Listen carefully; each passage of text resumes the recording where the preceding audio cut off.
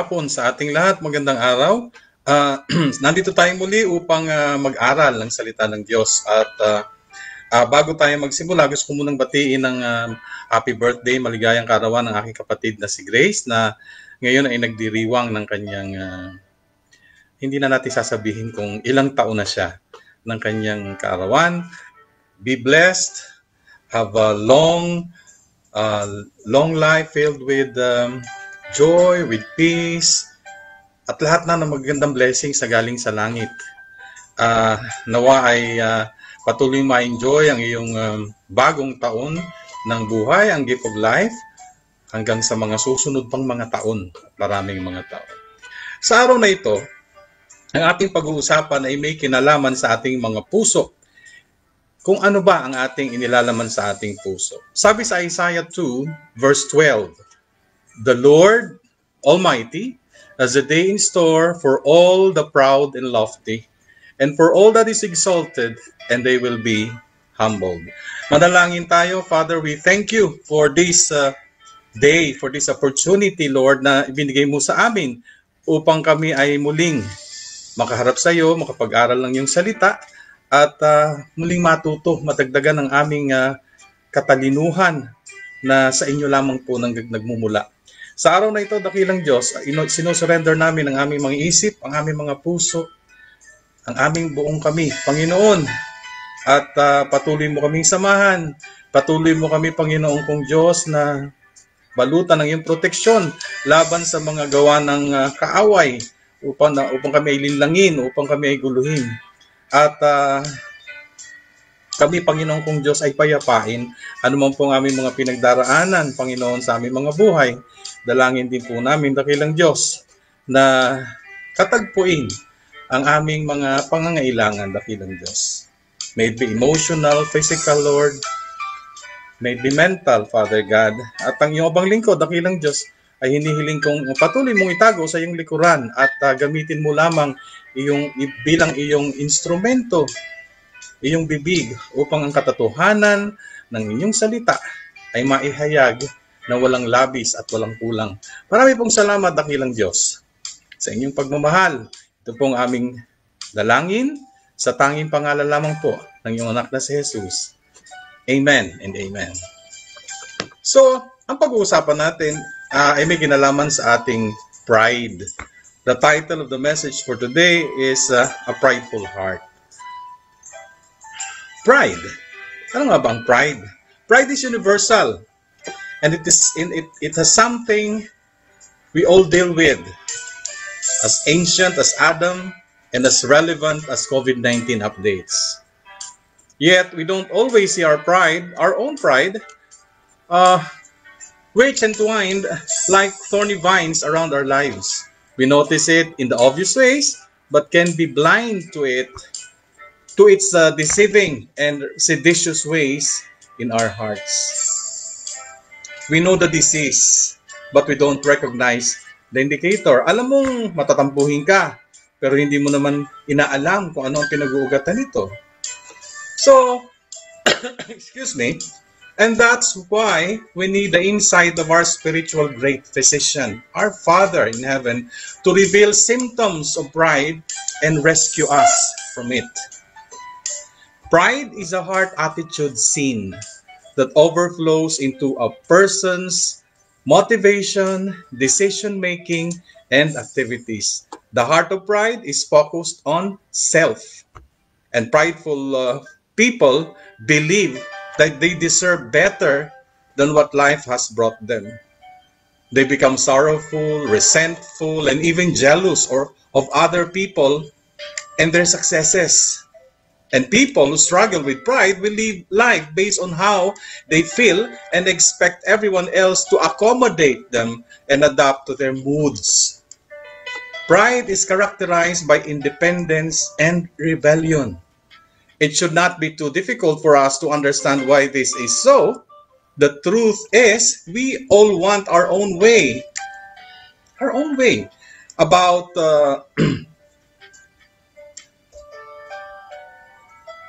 many things. And we usually will do almost anything in our own way, hindi ba? The sinful nature leads us to desire independence, and we rebel at the thought of being under anyone's control or authority. Yung bang ayaw ng may nakikialam, may nagpapayo for guidance at ang gusto ay masunod ang ninanais. Ilang mga anak na ba ang ayaw makinig sa mga ipinapayo sa kanila ng kanilang mga magulang at napahamak dahil sa pride? Ilang mag-asawa na ba ang naghiwalay at naging mortal na magkaaway dahil sa pride? Ilang mga pamilya na ba ang binasak ng pride? Sa Psalm 10 verse 4, anong sinasabi? In his pride, the wicked does not seek him. In all his thoughts, there is no room for God. So malinaw na kapag binabalot ng pride ang ating mga puso, walang lugar ang Diyos para makapaghari sa atin. Walang lugar si Jesus para tayo mapagharian ng maayos. Ano ngayon ang mga sintomas? What are the symptoms of having a prideful heart?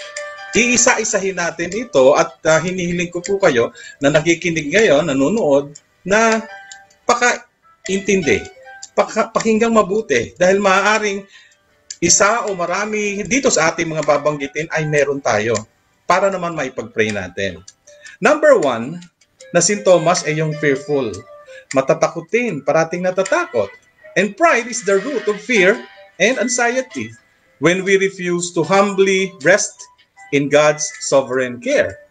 Fear simultaneously reveals our lack of trust and our poisonous self-reliance. Talagang babalutin ng takot ang ating mga puso kung ang aasahan natin ay ang ating mga sarili na kadalasan ay nagkakamali, hindi ba? Many are in fear because of pride that pushes them to stand alone and live their lives alone and neglecting to rely in God's sovereignty. They put more faith in their plans and ability to take care of themselves than in God to take care of them. And the more they embark themselves in their limited capacities, the more they fail and the more they worry. When Peter stepped out on the stormy sea to come to Jesus, he was walking in a humble faith. But when his gaze shifted to his circumstances, yung malalaking alon na sumasalimbay sa limbay, and self-preservation, he's trusted in himself. Kaya siya natakot. He became afraid and began to sink. Kita natin yon, ano? It was Jesus who saved him while admonishing him. Sa Matthew 14:31, anong sabi? Immediately Jesus reached out his hand and caught him. You of little faith, he said, why did you doubt? Ang mga taong balot ng pride ang puso ay nagsasabing sa Diyos lamang sila umaasa. Pero kung titingnan ng pamumuhay, taliwas sa kanilang sinasabi. Umaasa raw sa Diyos, pero laging natatakot, laging namumroblema, laging ninenervyos. Hindi ba? Marami rin ang masyadong nakatuon sa sasabihin ng ibang tao. Kaya takot makisalamuha, makisocialize, at kung sakaling makikiugnay, ay may mga suot-suot na iba't ibang maskara ng pagkukunwari. Because they are afraid of being rejected. They are afraid of being criticized. They are afraid of being embarrassed. And they become highly sensitive. Ang tanggap sa mga simpleng pagpuna ay pagmamaliit at pang-iinsulto. May narinig lamang na biruan tungkol sa ilong halimbawa, nagtatampo ka agad. They can't even accept good-natured teasing. Laging napipikon. Laging nagwo-walk out at napakahirap nilang magpatawad. Mamamatay na lamang ay harapang bitawan ang kanilang kapatawaran sa mga taong sa tingin nila ay nakapanakit sa kanila. They're easily offended when their ideas or abilities or motives are questioned. So they tend to further speak out. Bakit? Dahil natatakot na. May isang Pinoy na halimbawa sa pronunciation ng isang English word, ayaw na magsalita pa. Patituloy ang kanilang mga ministry for the Lord ay nadadamay, ayaw mag-lead sa mga prayer o sa mga prayer vigils dahil sa takot na baka mapulaan. Nalilimutan nilang ang audience natin sa ating mga buhay ay ang Diyos at hindi ang mga tao sa ating paligid, hindi ba? Ano ba ang sabi sa Romans 12 verse 1? So brothers and sisters, since God has shown us great mercy, I beg you to offer your lives as a living sacrifice to Him. Your offering must be only for God and pleasing to Him, which is the spiritual way for you to worship. Ang linaw, hindi ba? Kung tayo ay nakatuon sa Diyos, siya ang ating pinasasaya, walang dahilan para tayo matakot. Why? Hindi naman niya tayo i-reject. Hindi niya tayo ikakatwa, hindi niya tayo i-deny. Ano pa ang mga sintomas? Isa sa sumunod na sintomas ng pride, envious or envy. This symptom of pride makes a person feel disillusioned when others have things that they don't. Ano ang sabi sa James 3, verses 16 to 17, for where there is jealousy and selfishness, there is disorder and every evil practice. So they are very competitive of others and bothered when someone of their equal achieves success. Success man ito sa kabuhayan, sa edukasyon, at maging sa simpleng pagdadayet. Merong inggit na pumapasok. Meron mga nagsasabi, pumayat nga siya, pero mas maganda pa rin ako sa kanya. May mga ganyan eh. Diba? At dahil gusto nilang makapantay ang mga taong kanilang kinaiinggitan na higit sa kanila, ay makiki-associate sa mga taong sikat, sa mga taong kilala at makapangyarihan. At napakarami ng ganitong mga tao, hindi ba? Kahit pa sabihin gahibla na lamang ng sapot ng gagamba, ang blood relation, for instance, kay Ayala or di kaya ay kay Sobel, ay makikikamag-anak. Maipangtapat lamang sa mga taong kinaiinggitan. Yung mga taong kanilang tawag dito, dinidikitan din. At meron din naman mga sa sobrang pagkainggit ay gagawa ng mga pamamaraan just to sabotage other people's work. So success won't happen to them. Hindi nga ba? It happens in schools, among students, even teachers, hindi ba? Nangyari ito maging sa mga magkukumpare, sa magkukumari, magbiyanan, magbilas, magkakapatid, at magkakaibigan. Tama ba? And they also believe other people are envious of them.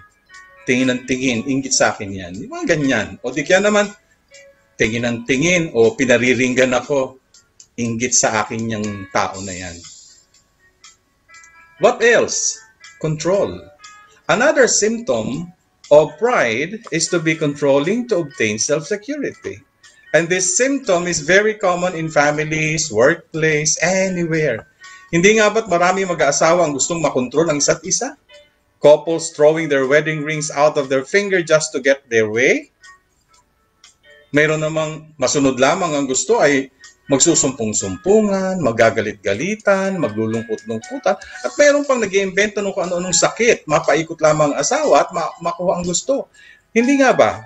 Na pati ang isusuot ay gustong idikta at ang kakainan ng esposo o esposa ay nililista para sundin ng isa.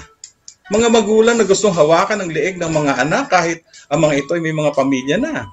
Mga magulang na mapangunsinti sa mga anak by providing everything for them and not letting them suffer the consequences of their responsible actions. Ano pa? Mga katrabahong nag-aamu-amuhan sa mga tanggapan, mga pasaherong naghahari-harian sa loob ng jeep o bus o eroplano o train o kahit saang mga pampublikong sasakyan, mga taong pipilitin ang kaibigan na laging nasa tabi nila kapag may pinagdaraanan sila, at kung hindi magawa ito ng kaibigan, ikakat na ang friendship. Hindi ba't maraming ganyan? It is a form of control, mga kapatid. These people tend to condition people around them to go with their ideas every time. Yung bang sasabihin, hindi ako sasama kung di yan ang pupuntahan natin. Hindi ako a-attend sa kasal o sa kasal mo kung nandoon yung taong kinaiinisan ko. It should be my way or no way. Hindi ba maraming ganyan? And I also have encountered people who purposely drive slow in the fast lane so they have control of people behind them. Yung mga nagmamaneho, pansinin nyo, totoo yan. Maraming ganyang tao sa amang bansa kayo pumunta. At marami ring churches na masyadong mga legalistic ang pamamalakad. Ang daming ipinagbabawal na mismong ang mga namamalakad ay hirap na hirap din, parang mga Pharisees during the time of Jesus. They set and impose their standards and rules on their followers. Yung ba mga sabihin, bawal manood ng sine, bawal ang karne, bawal ang tumawa ng malakas, bawal magsuot ng shorts, bawal maghikaw hikaw sa ilong, bawal ang tato, bawal ang drums, kulintang, bawal ang mga worldly things. Yung ba sasabihin, dapat kailangan King James Version lang na sa Bible ang binabasa at ang ibang version, huwag. May mga ganyan. And people's obedience gives them more power to overrule. This symptom of pride has kept more people away from God. Yun ang katotohanan nun. Alam niyo bang isa sa mga dahilan kung bakit napakaraming millennials ang ayaw maniwala sa Diyos sa panahon ngayon? Ito ay sa dahilan pinalaki kasi sila in legalistic homes. Ang daming bawal. Magbasa lang ng novels about love, demonic na. Makinig lang ng mga usong music, satanic na. Hindi ba? Sa James 1 verse 26, anong sinasabi? If anyone thinks he is religious and does not bridle his tongue, but deceive his heart, this person's religion is worthless. Saanin mo, sasabihin mo, Kristiyano ka. Pero sinasakal mo naman at kinokontrol ang mga tao sa iyong paligid. Ano pa ang isa sa mga sintomas? Abusiveness. It's another symptom of pride. Yung bang masyadong mapang-abuso. And this symptom is prevalent among Christians. Akala nyo ba sa mga non-Christians lang? They cloak their agenda of abuse in religious churchy language reinforced with weak and inconsistent biblical justifications. They argue relentlessly so they will be obeyed. They misinterpret and misuse the Bible to justify their rules, but their real interest is to abuse others. They don't agree without difficulty, or worse, rebel against the leaders, may it be in spiritual or secular environment. Sa Psalm 11 verse 5, anong sinasabi? The Lord tests the righteous, but this soul hates the wicked and the one who loves violence. Ang mga tao kasing ito, ng mga mapang-abuso, ay mahilig sa away, mahilig sa gulo. Hindi sila titigil hanggat hindi sila nakapananakit, may it be physical or emotional. What else? Hunger for praise. Mga gutom na gutom sa mga papuri. It's another symptom. Many deceive themselves into thinking that they are better than they really are. So, they deserve more than what they have. They think that they deserve God's mercy. Kaya't laging nagtatampo sa Diyos na parang mga paslit kapag nasusuong sa hirap at sakit.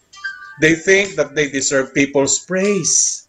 Kailangan napapansin at napupuri ang lahat ng kanilang gagawin. Yung bang dapat na pasasalamatan ang kanilang pag-aasikaso, for instance, sa kanilang asawa o sa mga anak, at kung hindi, sasama ang loob. Magtatampo.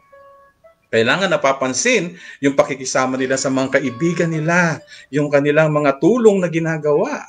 And they think they deserve love. They deserve success, comfort, and great compliments. And neglect to consider that those expectations are just illusions. Dahil hindi naman lahat ng ating nagagawa ay kapasapasalamat, hindi ba? Lahat ay katuwa-tuwa o kapuri-puri. To think that they deserve suffering, heartbreak, or discipline, actually, it is what we deserve. Salamat sa kamatay, pagkabuhay na muli ni Jesus. Dahil yung mga dapat ay natatanggap natin ay na-spare tayo. Siya na ang tumanggap. So they also hunger for credit, praise, or admiration. They starve for acknowledgement for their accomplishment or service. Nagwalis lamang ng konti. Halimbawa, sa room ng kaibigan, dapat tanawin ng utang na loob ng kaibigan niya. And they love to be in the spotlight and hate to share it with others. And feel that their value is measured with their accomplishment, status, wealth, or success. Anong sabi sa Isaiah 2 verse 11? Proud men will be brought low. Arrogant men will be humiliated. Kita ninyo yung mga yung irony nung verse na yan. So ang pusong gutom sa papuri ay specialized na ipagmayabang ang kanilang mga narating, for instance, ang kanilang mga nagawa sa buhay, at naisasagawa nila ito sa paraang ang tunog ay may pagpapakumbaba. Yung ba sasabihin, kagagaling ko nga lang sa abroad, grabe, ang dami kong nabiling branded shoes and bags. Tingnan mo itong nabili kong bagong shirt. Ang ganda, no? Alam mo ba kung gaano kamahal yan? Di ba? Parang hindi naman siya nagyayabang, pero kung pag-aaralan mo ang kanyang mga sinasabi, nagyayabang na. Kumusta naman ang buhay nyo ngayong pandemic? Kami heto, sa awa ng Diyos, sa kapagpatayo pa ng bahay. Bago, ha? Di ba? Akala ng iba, hindi pagmamayabang, hindi pag-uudyok ng pride, pero yun ang katotohanan.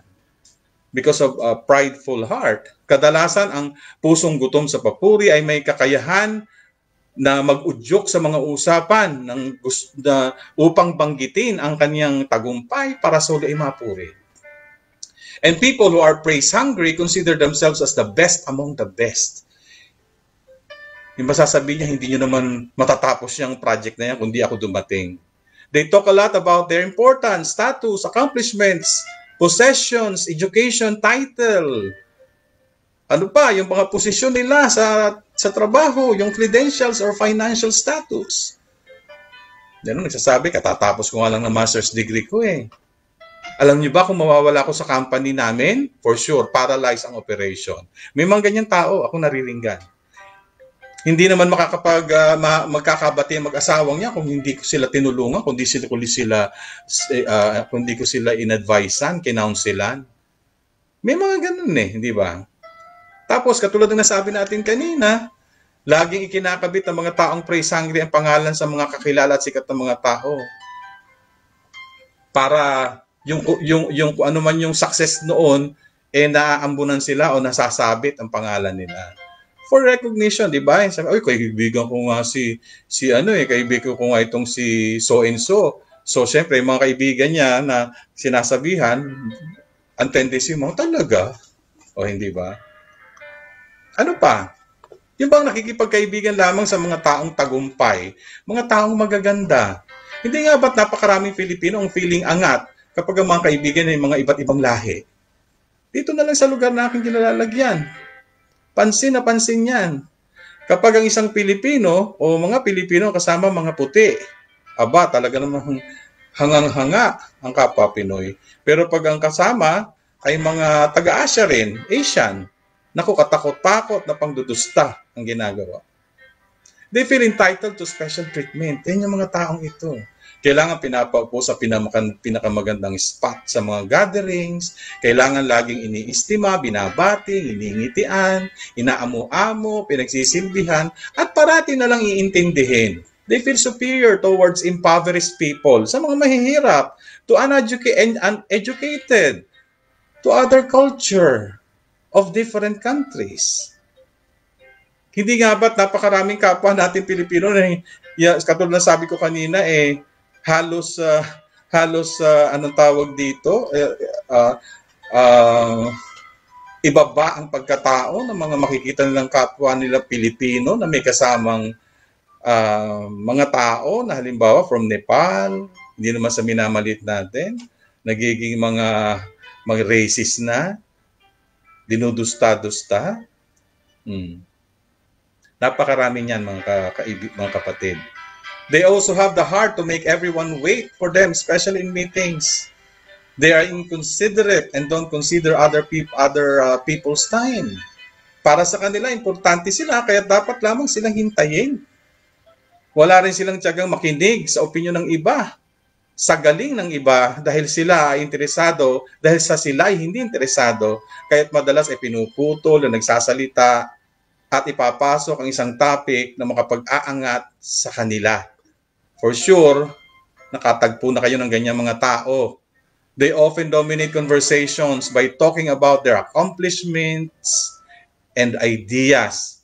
Mapag-usapan ang kanilang mga napuntahang bansa, ang importance sila sa kanilang mga departamento, sa kanilang opisina, at ang galing ng kanilang mga ideya. Yan. At dahil sila sa mga papuri, they become domineering. They're very controlling, and being obeyed gives them a sense of power. They practice strict codes in dressing up and grooming. Ang dami niya ng sa mga iba't ibang churches.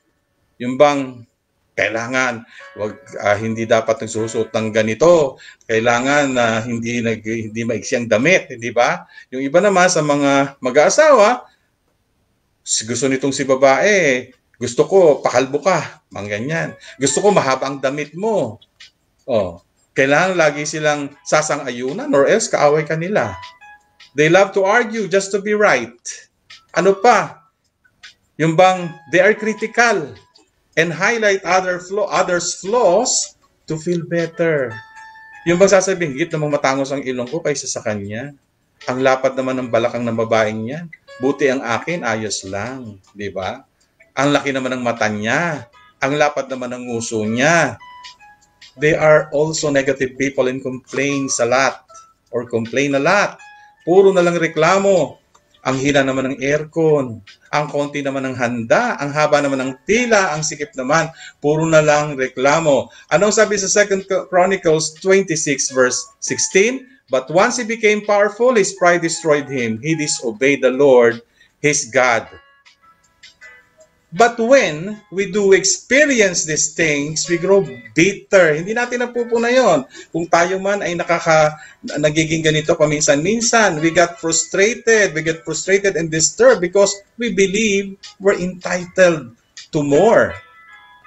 Pero hindi ka pwede parating ganon. And we will feel disappointed kasi hindi ito pwedeng mangyari ng buong buo. Na parati, mabibigo lamang dahil imbis mapuri, actually, makakainisan pa ng marami. Lalayuan ng marami hanggang ilan na lamang ang matirang kasama sa tabi nila. Hindi ba? A praise-hungry heart forgets that apart from Jesus Christ, we are sinners who deserve condemnation. The disciples wrestled with the hunger for entitlement many times. In one occasion, they were arguing about who was the greatest. Tatalo-talo sila. They selfishly thought they deserve honor and glory, but Jesus responds to them with a rebuke. Anong sabi sa Luke 22 verse 26? But you are not to be like that. Instead, the greatest among you should be like the youngest, and the one who rules like the one who serves. Kita nyo? Napagsabihan sila kasi nakikipagpaligsahan sila sa isa't isa. What else? Ungrateful. Yung ungratefulness. Walang pasasalamat. Another symptom ito. It's another symptom of pride. And people with a proud heart say that they are good. That they should get what they want. And if they fail, they justify their ungratefulness. Bakit ko naman siya pasasalamatan? Deserve ko naman ang binigay niya. Bakit ako magpapasalamat? Hindi naman yun ang gusto kong gawin niya.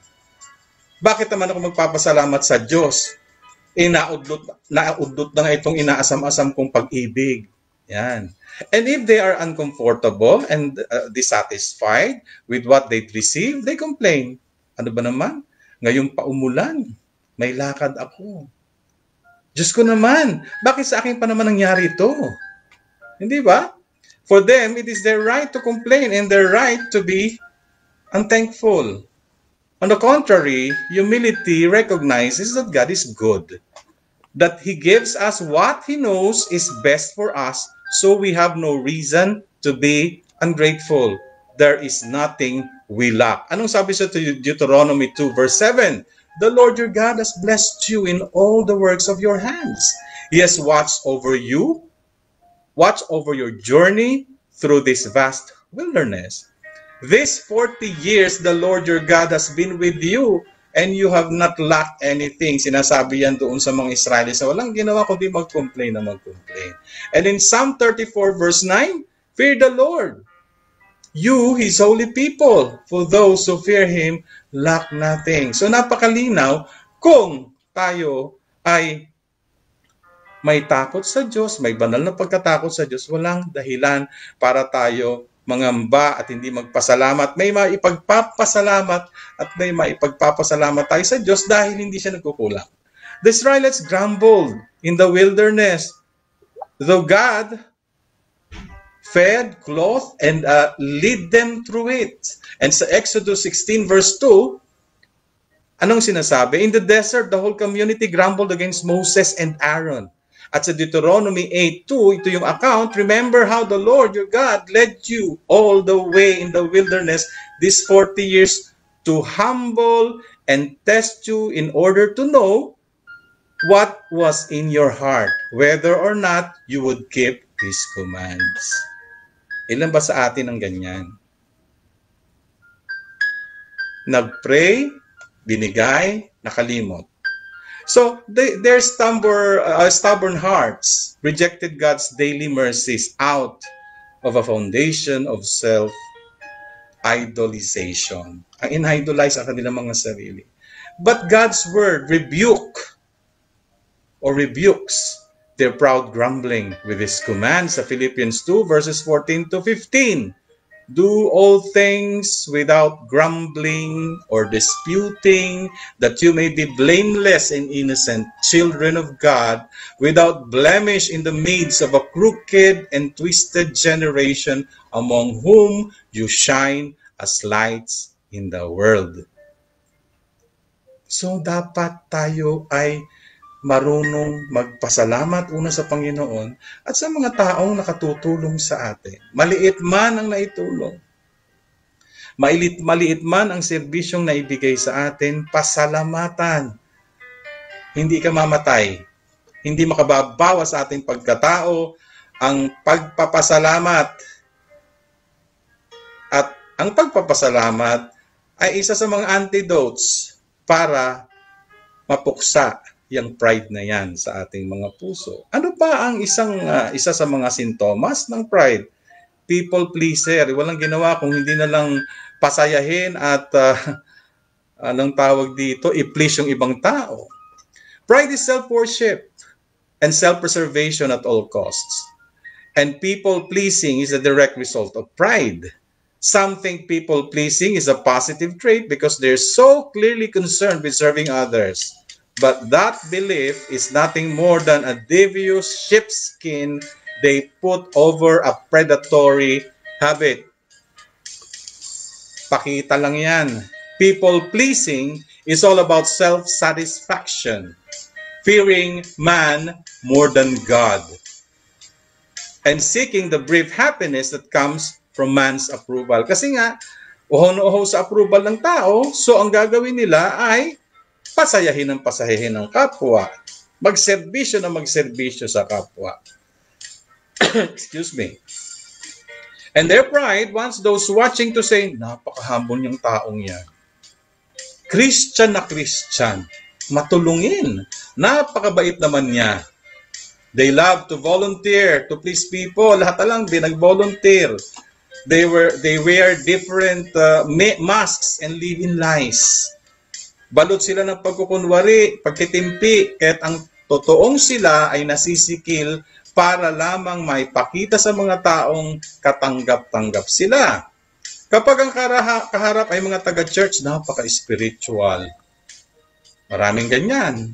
They take a lot of pleasure of being morally superior to most of other Christians, memorize ang maraming verses sa Bible, alam na alam ang church history, knowledgeable sa mga maraming verses sa Bible, yung mga differences ng mga versions ng Bible, ng Jerusalem Bible, ng Hebrew Bible, ng Greek or Septuagint and Aramaic version.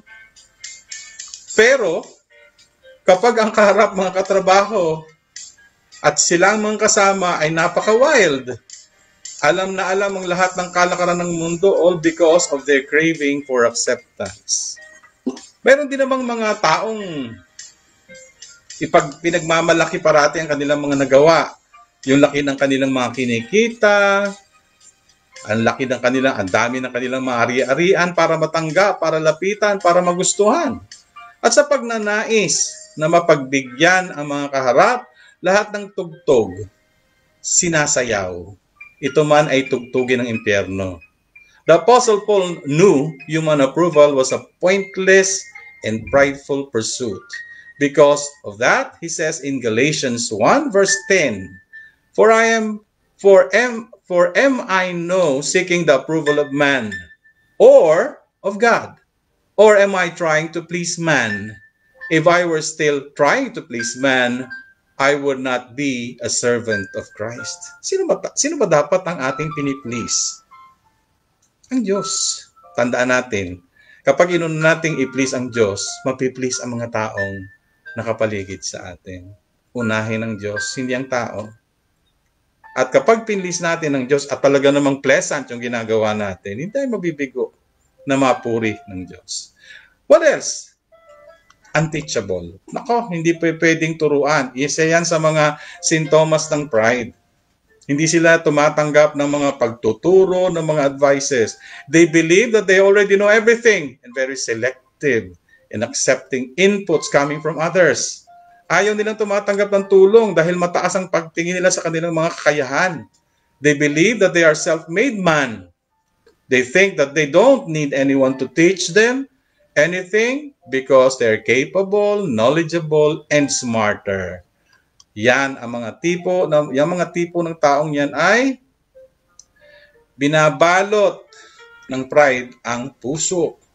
Hindi dapat maraming mga ganyang anak. Ayaw makinig sa mga magulang dahil ang lahat ng kanilang kailangan o kailangang malaman ay napakadali nilang nakukuha sa Google, sa Wikipedia, hindi ba?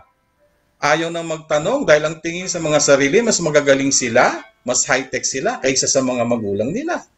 And prideful people think that they have all the answers to life and somehow don't need or see the value in other people's perspectives. Maraming mag-asawa nagkakahiwalay dahil sa parehong hindi marunong tumanggap.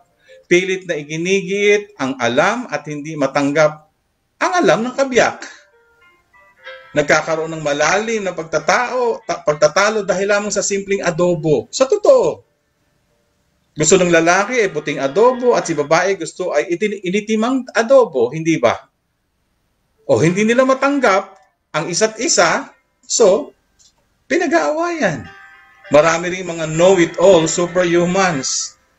Sasabihin pa lamang ang isang kwento sa kanila, alam na nila kaagad. Ay, alam ko na yan. Alam ko na yan. Ang lolo ko nga ganyan din eh. Ay, hindi. Lalo lolo ko. Di ba maraming ganoon? Sa Peter 5, verse 5, anong sinasabi? In the same way, katulad ng binasa natin kanina, ulitin lang natin. In the same way, you are younger, submit yourselves to your elders. All of you, clothe yourselves with humility toward one another, because God opposes the proud but shows favor to the humble. O, kita nyo yan, mga anak. Magpapasabit tayo sa mga nakatatanda sa atin dahil hindi natin alam lahat. Mas marami silang alam kaysa sa atin. At itong mga taong ito, bukod dyan, ay mga masyadong opinionated. They are highly opinionated and argumentative. Mahilig ang makipagtalo. Mapa politika, may opinion. Mapa spiritual, may pinaglalaban. Mapa buhay ng iba, may alam. Mga chismoso, mga chismosa. And they use big words, para lang mabigyan sila ng pagkakataon para maipaliwanag ito sa iba para magmukhang matatalino sila. And get ill-feeling if someone tries to teach them something because that makes them look ignorant. Alam ko na yan. Ginagawa mo naman akong bobo. Di ba't may mga ganyang klaseng tao? They are poor listener but active speakers. Hindi makasingit-singit ang mga kausap sa sobrang katabilan, sa sobrang kadaldalan. Kunwari, tumatango sa sinasabi ng kausap pero walang intensyong pakinggan ang mga sinasabi nila. At mayroon pang puputulin ang pinapaliwanag ng kausap, sasabihin, alam ko na ang sasabihin mo, alam ko na ang susunod. Di ba? Manghuhula lang. And if someone pause in talking to take a breath, they start talking. Huminga lang yung nagsasalita, papasukan na nila kaagad. Maraming ganyan, hindi ba? Pansinin natin ang ating mga sarili. At hindi sila marunong makinig sa kanilang mga subordinate, sa mga bata sa kanila, sa mga tauhan lamang nila. And they will only listen to others just to see if they can impress them with their wisdom and knowledge. Actually, totoo bang wisdom? Baka naman knowledge lang, pero hindi naman ina-apply. So, nasa ng wisdom? They love to argue, tulad nung nabanggit natin sa mga iba pang sintomas, at hindi sila magpapatalo. And they argue to show how much they know. Prideful people don't hesitate confronting someone to say what they think is right. And they can't handle being wrong. Alam niyo ba yung mga tao na parating lang may pinaglalaban?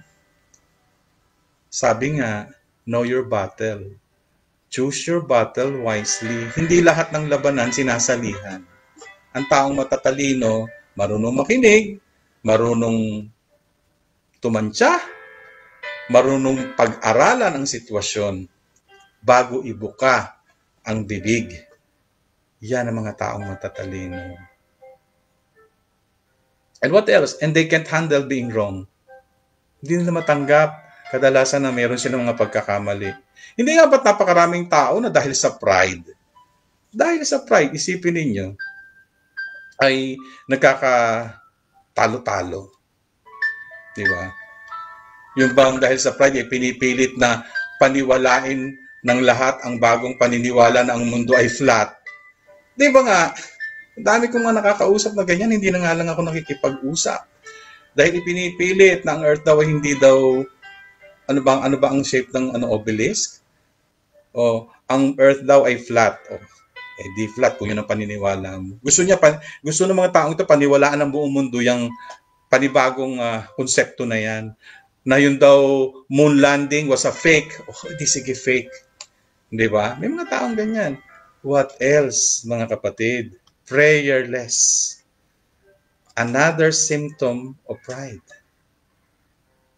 Hindi sila nagdadasal. They are deceived into thinking that they can do life on their own because they are capable, independent, unstoppable, and self-reliant.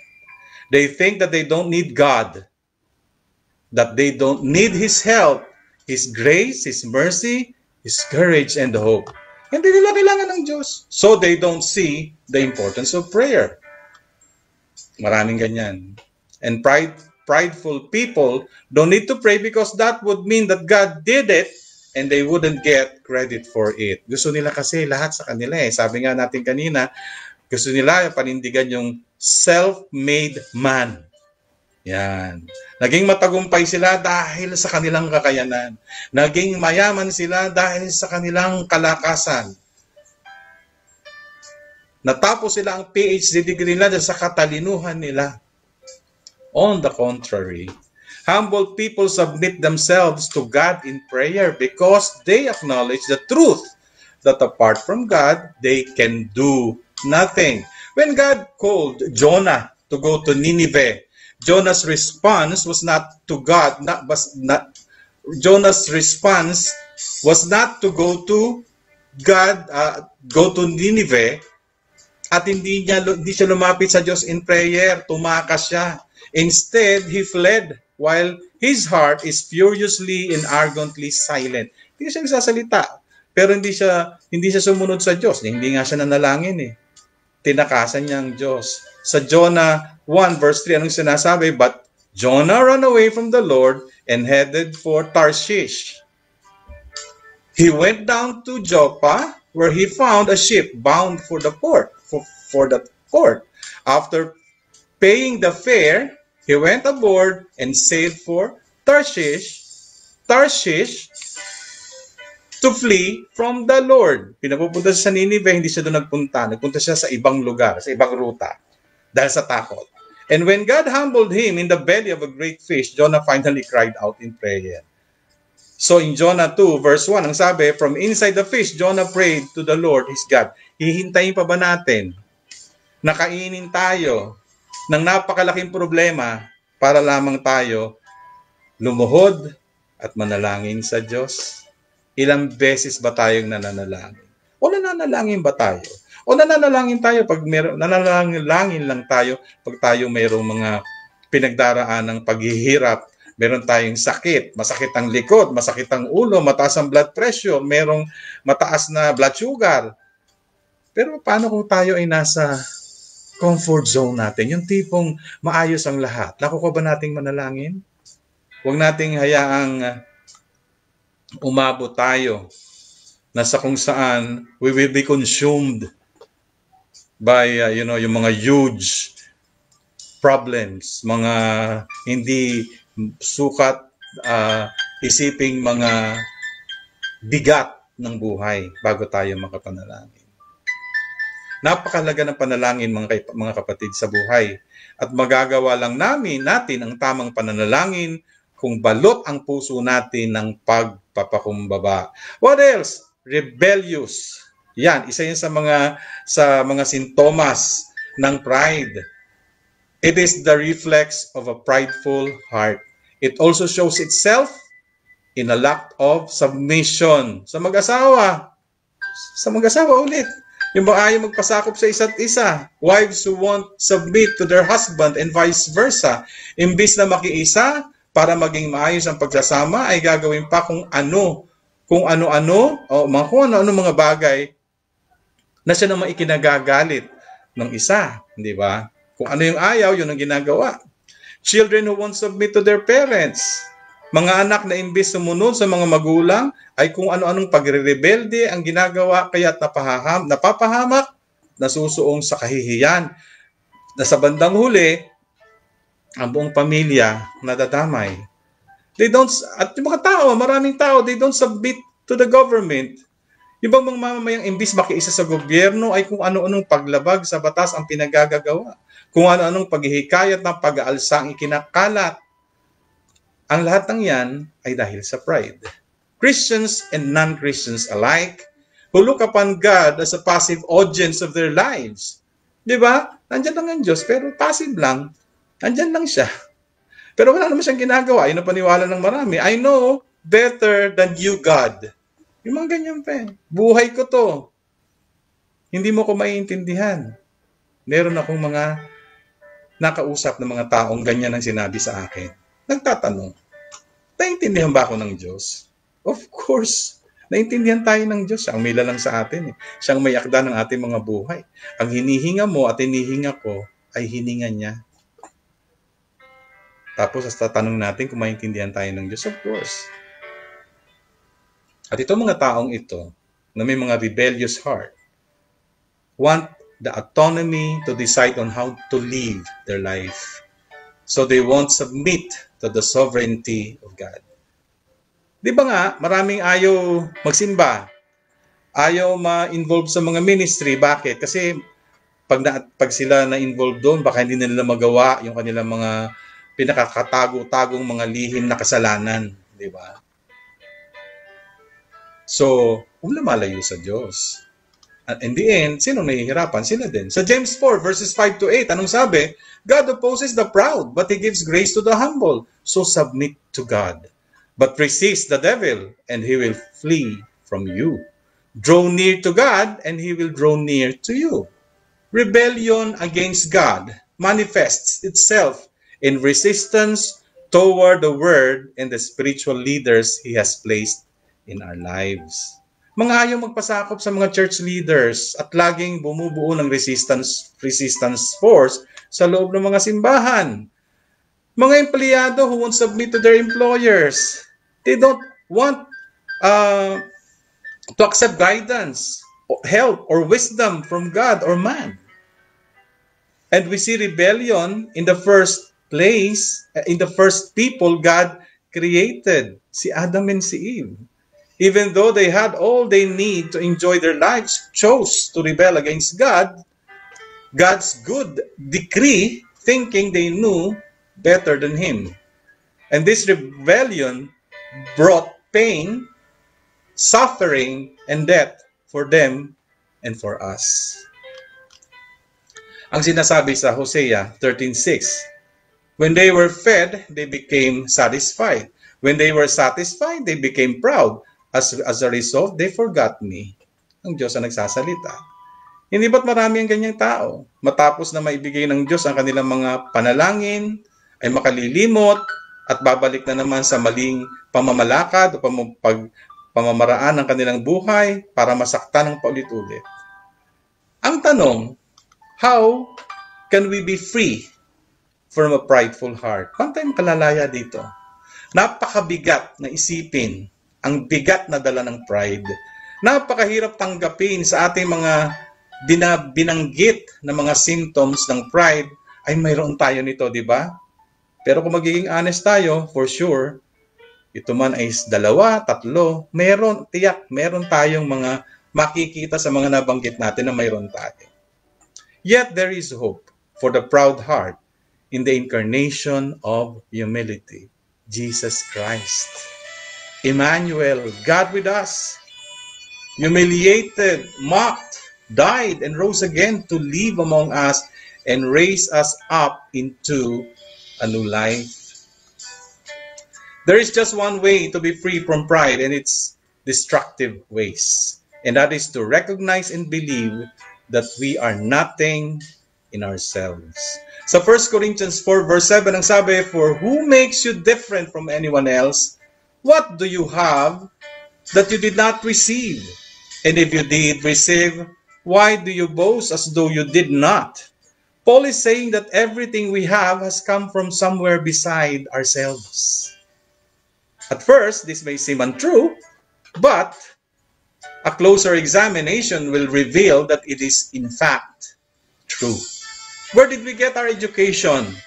From someone else, hindi ba? Maaring sa mga magulang, maaring sa mga kapatid natin o sa ating sarili. Pero, saan ba sila galing? Hindi ba sa Diyos pa rin? Where did we get our intelligence? Sa Google ba? Sa mga nababasa lang ba? Yan ang tanong. Kanino? From God, the Creator Himself. Ang talino mo, ang talino ko, ang talino natin ay galing sa Diyos. Hindi yan basta-basta tumubo na lang dyan ang walang pakikialam ang Diyos. Kaya dapat lagi natin yang isinasaisip. Why do we enjoy freedom in our country? Dahil ba sa paulit-ulit na revolusyon? Dahil ba sa presidente natin ngayon? Naging daan lamang sila. But it all rooted down to the intervention of the sovereign God para ma-maintain itong freedom na ito na nai-enjoy natin hanggang sa ngayon. And this should be a humbling experience when we realize that everything comes from someone who is greater, higher, and more powerful than us, our God, the Father. And when we see and embrace this truth, it should make us humble and not proud. Jesus spoke of this in the Beatitudes. Anong sabi sa Matthew 5:3? Blessed are the poor in spirit, for theirs is the kingdom of heaven. Being poor in spirit means an understanding that changes us into a humble person. In fact, the real way up in this life and the life to come is humility. Sa Luke 14 verse 11, ang sabi, "For all those who exalt themselves will be humbled, and those who humble themselves will be exalted." In God's kingdom, the way up is to go down, and the way down is to go up. And the only way up is through a humble attitude. The way down is through an up attitude of pride. Isaiah 66 verse 2, anong sabi? "For all those things hath mine, handmade, and all those things have been, said the Lord. But to this man will I look, even to him that is poor, and of a contrite spirit, and trembleth at my word." God is literally attracted to humble people, while Satan loves proud people, of course. And as we draw closer to God, we receive blessings. On the other hand, if we will continue to contain our heart with pride, we will receive afflictions and condemnation from its author, the father of all lies, Satan. The only way to draw close to God and be free from pride is through a humble spirit. So in conclusion, mga kapatid, in concluding this lesson, let me say that there is a way to escape the destructive lifestyle of pride. Jesus came to set us free from all its symptoms that can destroy us. Through the power of the Holy Spirit, we can experience a new life free from pride. Peter once preached the message that is still significant and changing lives today. Anong sabi sa Acts 2 verse 38? Then Peter said unto them, Repent and be baptized, every one of you, in the name of Jesus Christ, for the remission of sins, and you shall receive the gift of the Holy Spirit. Mga kapatid, gusto mo ba na makalaya sa espiritong ito ng kataasan? Huwag nating sasabing wala. Mayroon. Kung sasabihin natin wala tayo niyan, nagsisinungaling tayo. At yun ay pride pa rin. Dahil hindi natin kayang tanggapin ang katotohanan. The very first thing that you should do is to repent. This simply means acknowledge pride as a sin and ask God's forgiveness. Then, through the blood of Jesus Christ, any symptoms of pride that you may have will be washed away. Living life in pride brings destructive ways and tendencies. Then Peter said, we would receive the gift of the Holy Spirit. This is Christ in you, in us. Giving you the power to be free from pride. There is a way out, and God has it for you personally. Pakatandaan, mga kapatid, pakatandaan mo, saan man kayo naroroon ngayon, personal ang pagkilos ng Diyos. Namumukod tangi, naiiba kaysa sa pagkilos niya sa iba, kaya wag natin itong sasayangin. He has victory and joy through His salvation from sin and its destruction. He never owned a shred of sinful pride, no fear, no entitlement, no ingratitude, people-pleasing, prayerlessness, hypocrisy, or rebellion. Sa Philippians 2 verses 4 to 6, ang sabi, have this mind among yourselves, which is yours in Christ Jesus, who though He was in the form of God, did not count equally with God a thing to be grasped, but emptied Himself by taking the form of a servant, being born in the likeness of man. Jesus is God, is equal, and yet emptied Himself of all He deserved to save us from our pride. He was entitled to the highest honor, forfeited it for our redemption. It's because of Jesus' humility that we can be forgiven of our pride. That's both the sting and joy of the gospel. The gospel, mga kapatid. Bible, importante. It deals with our pride by destroying it, reminding us that life is not about us and that we deserve only the wrath of God for our sin. Jesus Christ also deals with our pride by taking the just punishment for it upon Himself at the cross, that we might be renewed in the image of our Creator and made humble like our Savior. Sa Colossians 3 verse 10, anong sinasabi? And have put on new self, which is being renewed in knowledge in the image of its Creator. Being humbled is not smooth or painless, but it's our rescue. Jesus is our rescue from pride. Kung hindi mo pa tinatanggap ng buong buo si Jesus sa buhay mo, sino ka man,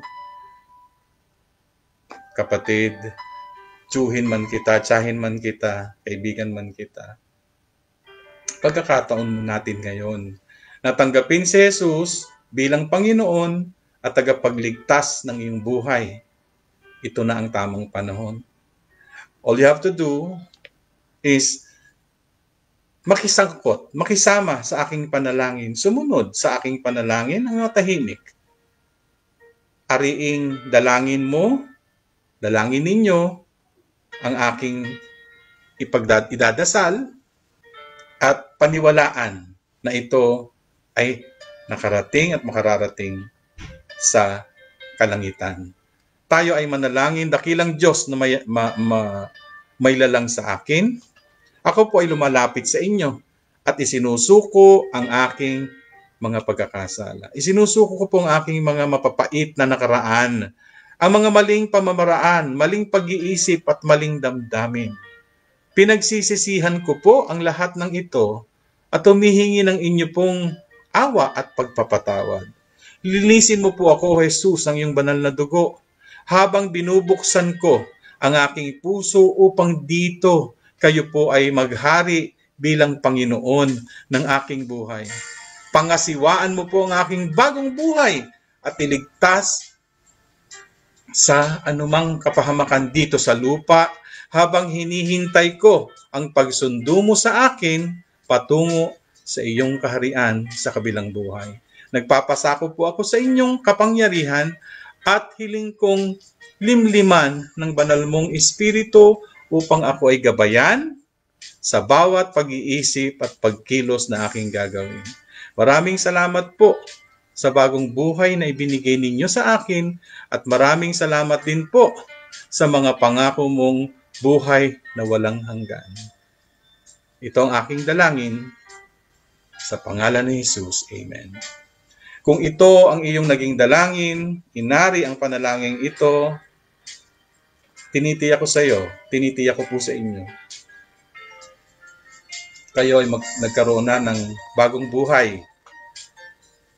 Nagkaroon ng bagong genetic code ang inyong pagkatao. Ang mga kasalanan ninyo ay pinatawad na. At sa mga kasalanan gagawin pa, naroroon ang gabay ng banal na Espiritu upang hindi ito mangyari, hindi ito maganap. Magpasakop at patuloy magpasakop kay Jesus sa araw-araw. Maraming salamat sa inyong lahat sa muli nating pagkikita sa mga bagong pag-aaral. Pagpalain tayong lahat ng Panginoon. Pagpalain tayo ng Amang makapangyarihan sa lahat sa pakikipsadong buhay ng kanyang anak na si Jesus at sa paglinlim ng kanyang banal na Espiritu sa ating mga buhay. Maraming salamat. God bless us all. Thank you.